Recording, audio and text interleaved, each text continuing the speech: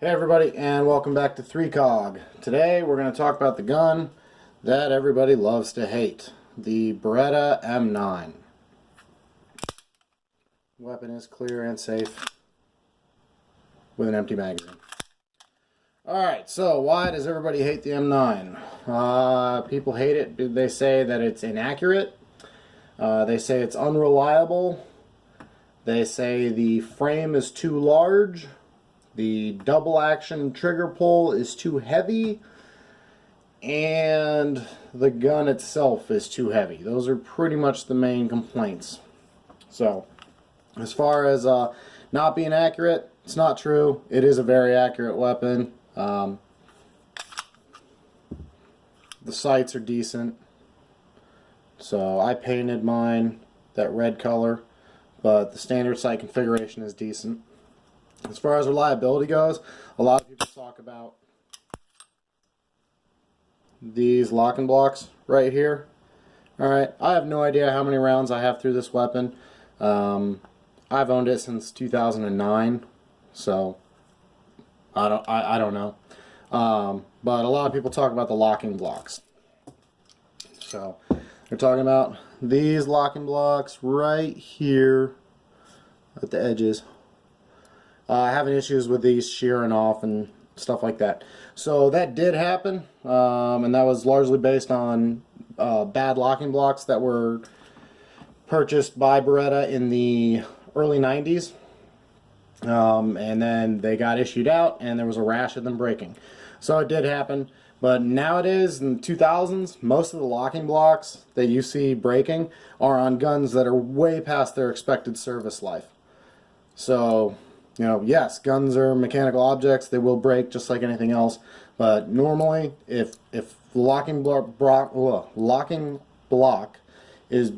on a Beretta M9 now, it's probably because the weapon is way past its service life.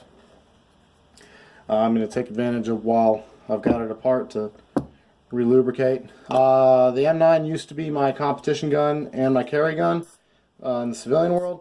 And then obviously I carried one for years. Still occasionally carry for the military.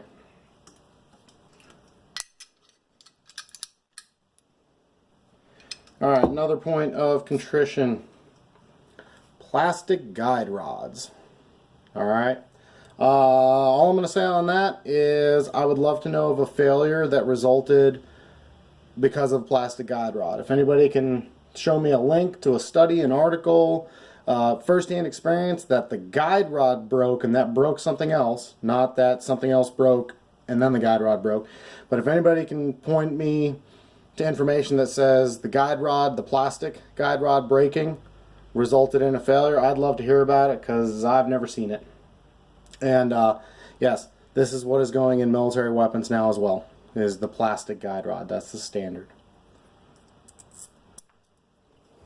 So reliability, it's a very reliable weapon.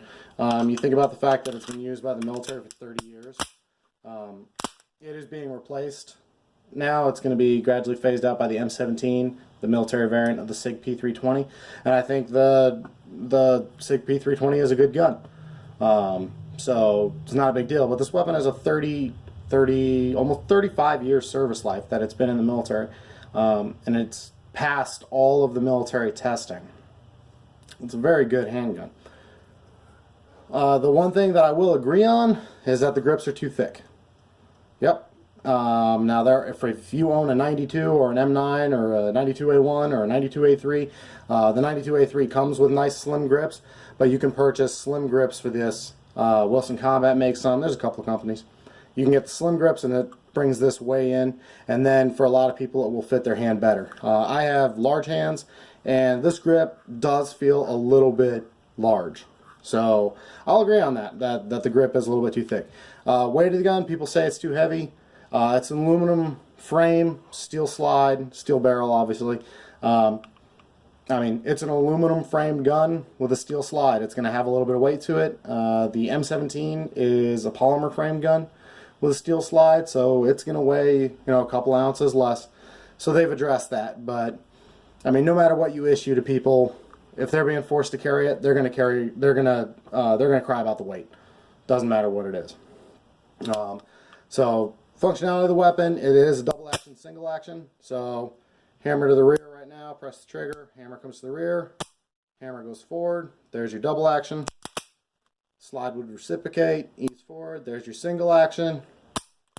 Single action on every Beretta M9 that I've ever used has always been decent. Double action, again, some people say it's too heavy. You know, it's normally between 10.5 and 12.5 pounds, which is not ridiculous for a double action. And so I haven't found really any of the myths and opinions to be true. The only thing I'll agree on is, yep, it's a little bit thick in the frame, in the grip area in particular. But the controls are all easy to read. You know, slide lock, slide release, safety. A lot of people don't like the fact that it has a slide mounted safety. I don't care. When I go to draw my weapon, my thumb comes in and I just bump. And it's spring loaded, so once it gets past the detent, it wants to go all the way off. So when I'm drawing, I bump it and get my grip. Weapon's on fire. I don't have a problem with it, but again, I have large hands. Overall, I carried the gun for years, shot it in competition for a couple years, and it's never let me down. I never had an issue with it, never had a failure. Yeah, so I would really love to hear your personal experience and all the things that you've seen gone wrong with them.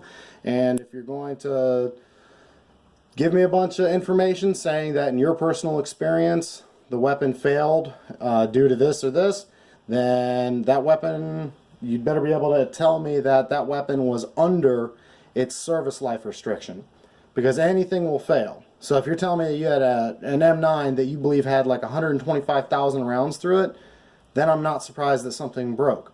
If you're telling me that you had an M9 that, you know, had 2,500 rounds through it and something broke, well then, you know, I'd like to hear that story.